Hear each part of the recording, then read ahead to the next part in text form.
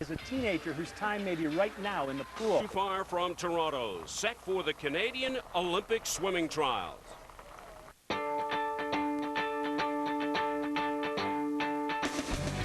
This event for many athletes, would-be heroes, is now or never time. Joanne Millar and Marianne Limpert, genuine heroes from another time. In the 200 IM for the women, the clock unfortunately didn't lie. It revealed a time not good enough for a pair of legends. For Liz Warden, her swim in the 400 IM was good enough. She missed in 2000, but will swim in Athens. And so too will Brian Johns in the men's IM, joined by Keith Beavers. Beavers, the 21-year-old from Waterloo, goes to his first games. Johns, bothered by shoulder problems of late, to his second. Morgan Kanabe is a world-class breaststroker, and now we can say the same as Scott Dickens, a solid 1-2 punch for the Maple Leaf in Athens. Dickens with a personal best time when it counted. A self-confessed terrible finisher, he was anything but in Etobicoke. Next stop for those who qualified, Athens, Greece, the second week in August, where the world's best will do their best to spoil the Canadian party, including the Aussies who played the Americans like a Keith Richards guitar in the 4x100 relay. Ian Thorpe and Peter van den Hoogenband are highly touted favorites heading for Greece. But Russia's Alexander Popov could prove their nemesis. This will be his fourth Olympics. Yana Klochkova was double gold in the women's IM in Sydney. Can she repeat the double? And will there be a bigger swimming story in Athens than Michael Phelps, shooting for an unprecedented 8 gold medals?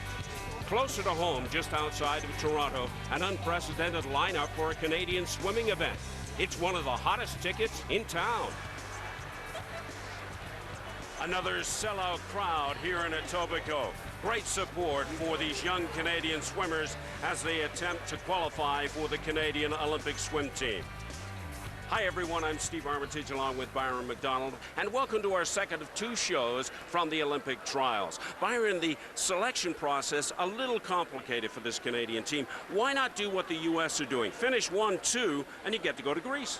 Well, Canada did do that in the 70s. However, they decided they would like to take a team where everyone was top 12 in the world. Right now, the second Canadian, sometimes even in the first, may not be ranked that high. Whereas in the United States, if you finish first or second, you're almost guaranteed to be top 2 in the world. Last summer at the World Championships, Brittany Reimer was the Canadian star. Is her star shining as brightly now? Yes, it is, Steve. The question of how bright it will shine in 4 to 5 weeks remains to be seen. Last summer, every time she hit the water, she was setting Canadian records, inching closer and closer to the best swimmers in the world. A 4th and a 5th place in the freestyle events at the World Championships. She's certainly on track to give a challenge to the best in the world at the Olympic Games.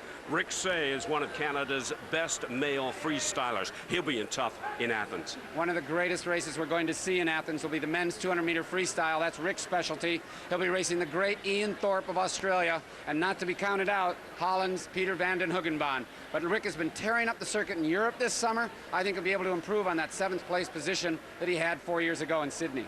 The man in charge of the freestylers, in fact the whole Canadian team, is on the pool deck with Elliot Friedman. Here's Elliot with Dave Johnson. Thank you, Steve. Dave, the standards have been changed. They've been raised. That means maybe a smaller Canadian team than we're used to.